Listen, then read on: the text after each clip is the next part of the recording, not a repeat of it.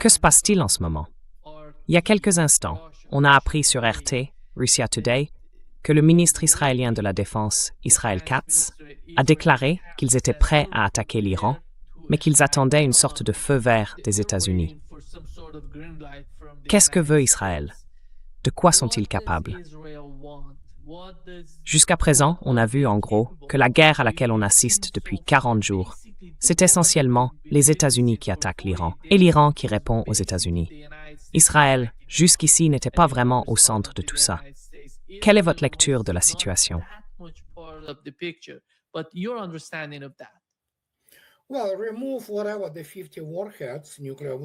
Bon, enlever, peu importe, les 50 ogives nucléaires qu'il possède de l'ordre de bataille d'Israël. Sans ça, c'est une puissance militaire de second rang, au mieux, avec une force aérienne fournie par les États-Unis. Et qu'est-ce que ça veut dire? Il est prêt. Ils ne sont prêts qu'à commettre des atrocités. Sur le terrain, franchement, c'est une plaisanterie. Ils sont bons pour tuer des civils, c'est ça leur spécialité.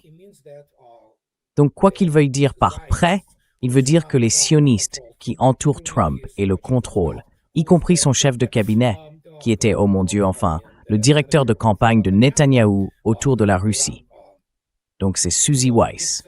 Oui, enfin oui, elle a été directrice de campagne de Netanyahou. Bon sang.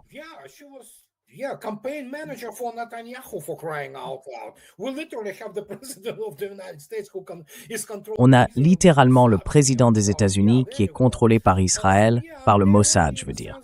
Donc, voilà. Oui, ils sont prêts, dans le sens où ils vont pousser les États-Unis à commettre une sorte d'acte idiot, comme bombarder l'Iran, sans aucun effet réel. Ils pourraient tuer, disons, un dirigeant, quelqu'un de la direction iranienne. Mais le pays a une forme de redondance à ce niveau-là. De nouvelles personnes prendraient la relève et continueraient. Et voilà, c'est tout. Tout ce discours exagéré, cette démonstration de force, c'est surtout ça. Ils sont doués pour les assassinats.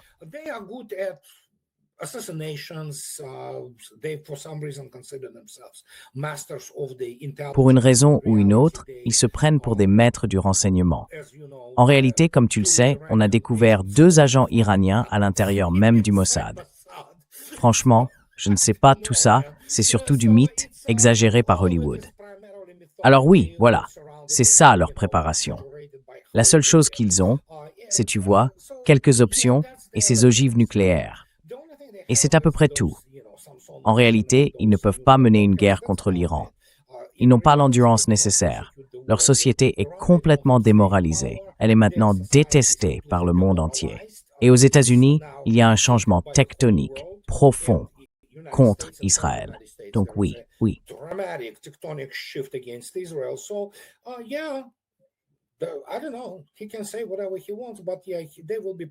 Je ne sais pas, il peut dire ce qu'il veut, mais ils vont faire pression sur Trump, qui est en gros une marionnette sioniste, et ils pourraient le convaincre ou carrément lui ordonner de relancer cette attaque.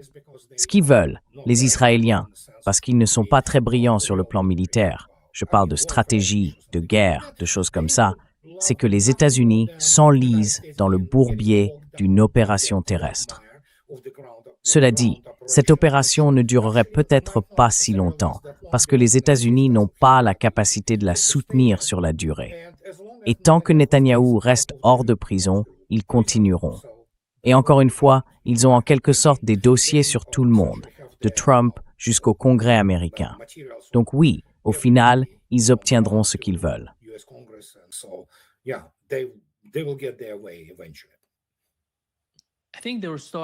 Je crois qu'en Iran, ils commençaient à appeler Donald Trump le type qui colporte des ragots. Parce que franchement, regardez ça, juste ce qu'il a publié. Il a repartagé un message disant qu'il y a 2 factions en Iran. L'une veut un accord, l'autre non. Et ensuite, il dit en gros, éliminons ceux qui ne sont pas d'accord. C'est complètement inventé. Et ça montre une façon de penser assez délirante de leur part. Ce type-là, on ne voit aucune forme de sérieux dans le regard du président des États-Unis. Et ça, à mon avis, c'est extrêmement problématique, pour d'autres raisons aussi.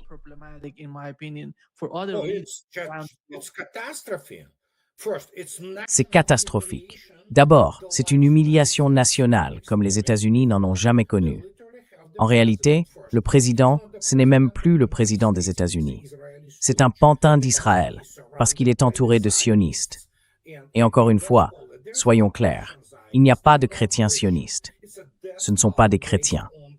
C'est une secte de la mort fondée sur une lecture de la Bible essentiellement pro-israélienne, qui n'a rien à voir avec le reste. Et comme certains l'ont dit aussi avec Tucker, ce sont en fait des juifs enveloppés dans une rhétorique chrétienne, des juifs talmudiques. Voilà ce que c'est.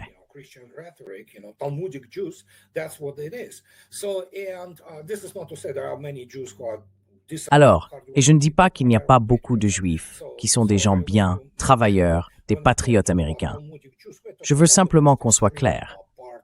Quand on parle des juifs talmudiques, on parle de la frange la plus extrême du judaïsme, en gros, et de leurs dérivés, qu'on appelle les sionistes chrétiens. C'est ça l'administration Trump. Elle est totalement corrompue et totalement incompétente. On y retrouve le même imbécile qui est ministre de la guerre. Vous savez, le type avec la mentalité d'un sous-officier porté sur la bouteille. Et voilà. Donc oui, quand on regarde ça, c'est un énorme problème. On a une superpuissance nucléaire, la deuxième du monde, dirigée par un homme qui n'est pas lui-même.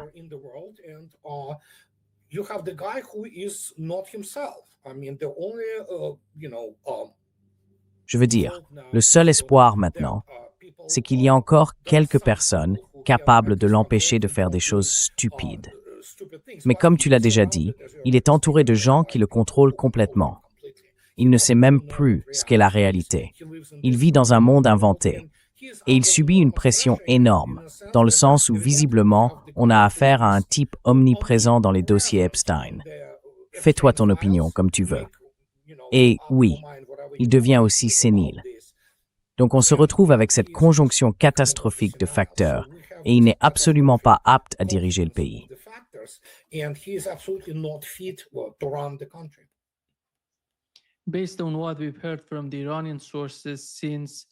D'après ce qu'on a entendu des sources iraniennes depuis, disons, le début de la guerre, le 28 février, à partir du 10 mars, si je ne me trompe pas, il demandait, presque suppliait, pour un cessez-le-feu Donald Trump. Et maintenant, avec ce cessez-le-feu, 2 semaines de cessez-le-feu, on vient d'en terminer 2, il a décidé, unilatéralement, d'aller vers un cessez-le-feu à durée indéterminée, tout en essayant de provoquer, d'une certaine manière, des tensions près du golfe Persique avec ses pétroliers. Et la question c'est, qu'est-ce qui se passe dans la tête de l'administration Trump? Qui sont ces gens? Que veulent-ils? Sur quoi se fondent-ils? Parce que, lors du premier cycle de négociations, il n'y avait aucun signe de sérieux du côté de la délégation américaine. C'est pour ça que la partie iranienne est complètement déroutée. Qu'est-ce qui se passe dans la tête de ces gens?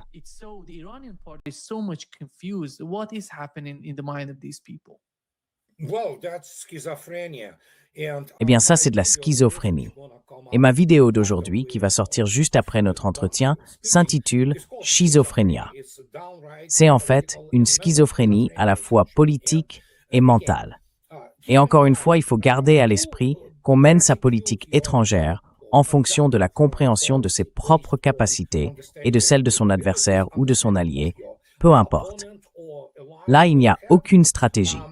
Si vous avez lu mon dernier livre, sorti il y a déjà environ 2 ans, enfin, plutôt 1 an et demi, America's Final War, vous savez que les États-Unis ne font pas de stratégie. Ils ne comprennent même pas ce que c'est, une stratégie. Ils inventent toutes sortes de plans grandioses, sans aucune idée des ressources qu'il faudrait mobiliser pour atteindre ces objectifs ambitieux ou ce genre de choses.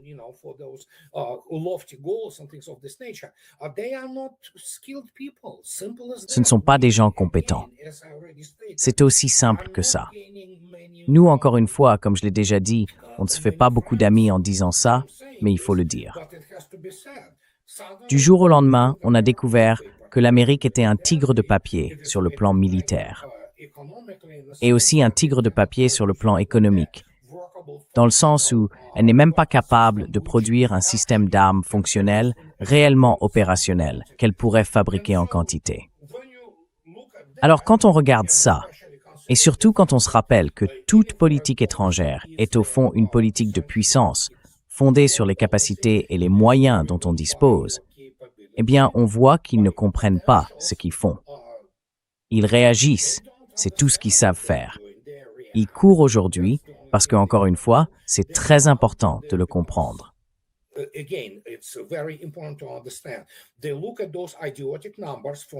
Ils regardent ces chiffres idiots de Wall Street. Ils pensent que c'est ça, la vraie économie.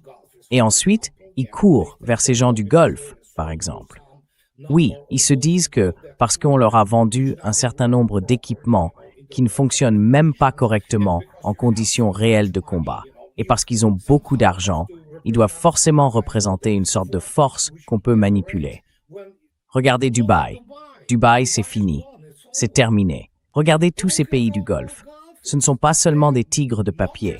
Ce sont des gens sans importance, des zéros absolus, voire des nombres négatifs. Et c'est comme ça que les États-Unis voient le reste du monde en pensant « Regardez-nous, on roule en Rolls-Royce, donc on est cool ».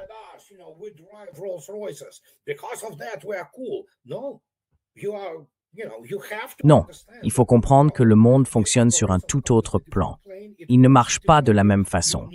Il faut avoir toutes sortes d'éléments aussi matériels, aussi concrets, des choses qu'on peut toucher, à partir desquelles on peut élaborer, disons, des politiques, ou peu importe. Eux, ils ne comprennent pas ce qu'est une stratégie. Comme je l'ai déjà dit, c'est un monde virtuel, celui de Wall Street. Et du coup, quand on regarde ce qu'ils essayent de mettre en place, ce qu'ils essaient de faire avec ce qu'ils ont, ils se rendent soudain compte qu'ils n'ont pas de ressources, pas de capacité militaire, et au fond, plus aucune supériorité morale. Surtout quand les États-Unis ont soutenu l'atrocité commise par Israël, qui est, franchement, un crime contre l'humanité à Gaza.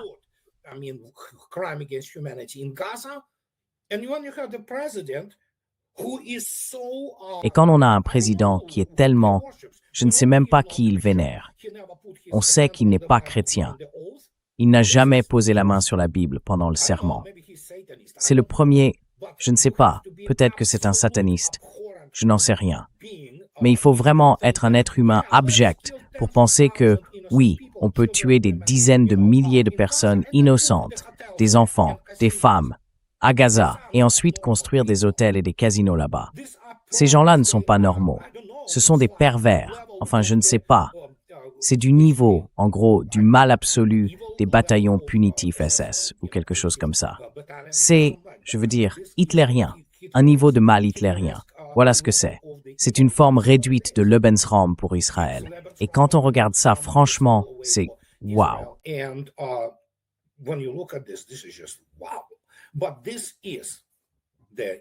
Mais tout ça, au fond, c'est le symptôme, si vous voulez, la manifestation du déclin total, de la décadence morale et de l'abaissement de l'Occident dans son ensemble, y compris l'Europe.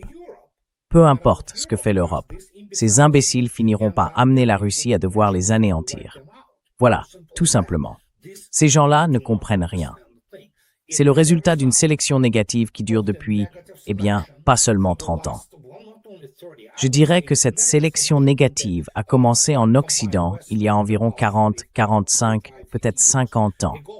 Surtout avec l'arrivée de la nouvelle génération du baby-boom, qui est, disons-le, la génération la plus répugnante de l'Occident, celle qui arrivait au pouvoir. Et là, on a eu ces gamins gâtés, ces faibles, qui pour une raison ou une autre ont décidé qu'ils étaient les maîtres du monde.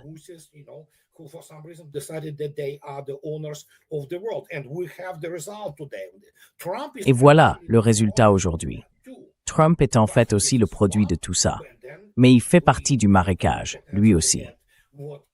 Et puis il faut regarder ce qu'il y a dans les dossiers Epstein. Est-ce que, enfin, c'est incroyable. On vit un tournant historique. Et la manière dont l'Occident fonctionne aujourd'hui, eh bien, ça ne peut pas durer. Il faut que ça change, ou alors que ça finisse dans la poubelle de l'histoire. Parce que, encore une fois, on parle d'un vrai changement historique. La vie humaine est trop courte pour qu'on puisse vraiment en avoir une vision d'ensemble. Mais même sur les 10 dernières années, regardez ce qui est arrivé au monde.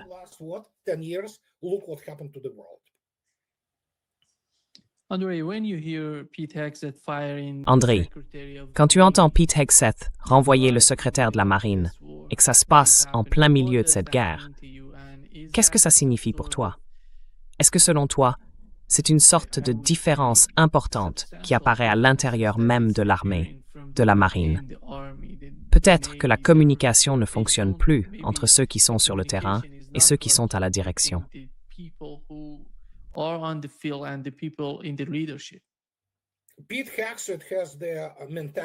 Pete Hegseth a la mentalité et le niveau de connaissance de la guerre, de la vraie guerre, d'un sous-officier tout juste sorti du terrain. Oui, il n'est pas officier, même s'il est passé par le ROTC et qu'il a été envoyé en Afghanistan. Le fait qu'il se soit tatoué et qu'il pense que sa meilleure compréhension de la guerre vient de là-bas, eh bien, l'Afghanistan, ce n'était pas une vraie guerre. Ce n'était pas une guerre réelle. C'était une opération de police à haute intensité, où oui, on pouvait se faire tuer par un engin explosif improvisé, essuyer quelques tirs d'armes légères, peut-être qu'un RPG passait par là, on appelait un appui aérien rapproché, et voilà. Et maintenant, il parle de situations où il y a des frappes constantes et massives d'explosifs lourds sur leur base. 13 bases américaines détruites, en gros. Et lui, il ne peut pas comprendre ça. Il ne le saisit pas. Comme je l'ai déjà dit, son niveau de connaissance vient tout droit de la Bible de Schofield.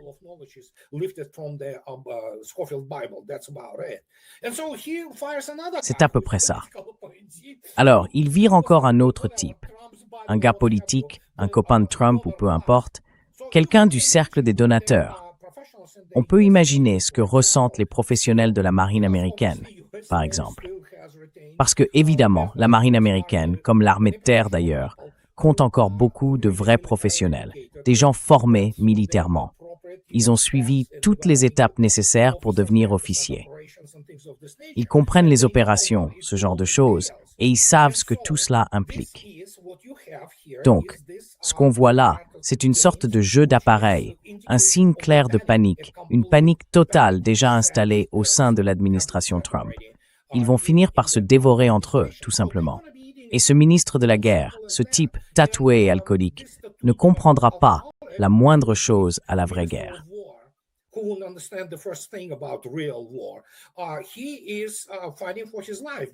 Il se bat pour sa survie, parce qu'il comprend bien maintenant qu'au bout du compte, quelqu'un devra assumer les conséquences. Et c'est déjà arrivé.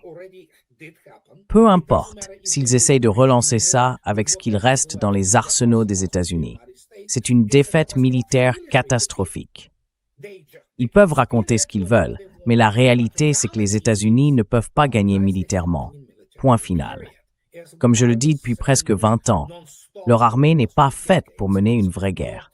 Elle est faite pour combattre l'Irak. Désolé, mais c'est comme ça. Peut-être le Panama, peut-être Cuba, je ne sais pas. Le Venezuela, peut-être. Les Vénézuéliens ont en gros vendu leur président contre de l'argent. Et voilà, on appelle ça un succès militaire.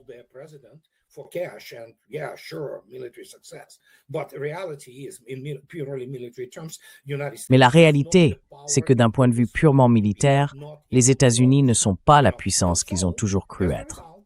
Pas du tout même. Du coup, quand on commence à affronter un peu la réalité, la dissonance cognitive s'installe. Et là, on panique. Vous vous souvenez, il y a quelques semaines, quand Trump a dit « Ah oui, c'est Pete qui m'a convaincu d'aller combattre l'Iran ». Et le visage de Pete Hegseth à ce moment-là était paniqué. Son expression valait de l'or, vraiment. Il avait compris qu'il allait être sacrifié. Alors, qu'est-ce qui se passe maintenant? Eh bien, la marine américaine ne peut plus mener d'opération sans être directement menacée par les missiles anti-navires iraniens.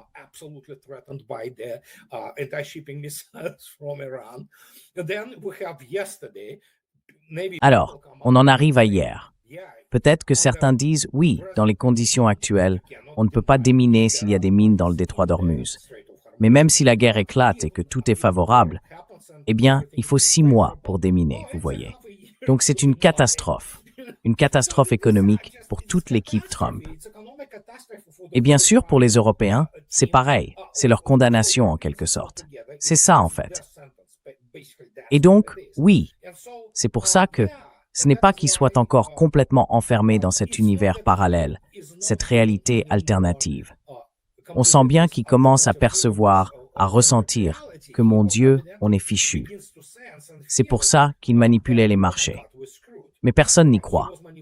Si on regarde les marchés à terme, ils peuvent fluctuer comme ils veulent.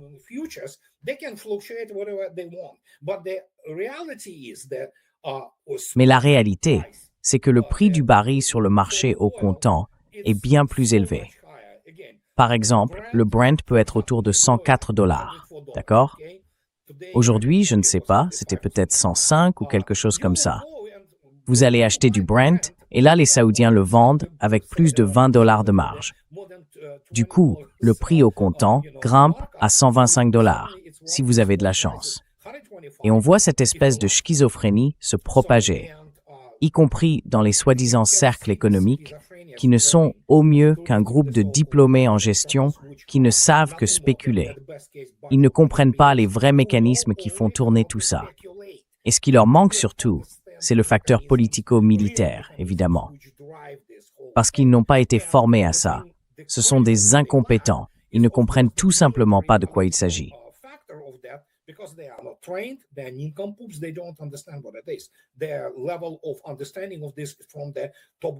Leur niveau de compréhension de tout ça, c'est celui de Top Gun Maverick. Et c'est tout. Voilà le niveau. Hollywood, en gros. Et donc, on se retrouve avec cette situation, cette décomposition totale de tout. Par exemple, les gens à Washington, à DC, ils étaient censés connaître le monde extérieur. En réalité, ils ne l'ont jamais connu, je peux vous le dire. Alors maintenant, ils sont sous le choc, complètement abasourdis. Oui, on peut dire qu'ils sont en plein délire. Et il faut le reconnaître, les Iraniens, quand il s'agit d'en rire, eh bien, ils sont excellents. C'est incroyable. Le monde entier regarde maintenant les Lego et tous les autres mèmes que les Iraniens produisent. Et franchement, c'est hallucinant. J'ai jamais rien vu de tel. Jamais. J'ai plus de 63 ans. Et là, vraiment, j'en reste bouche bée. My jaw is on the floor.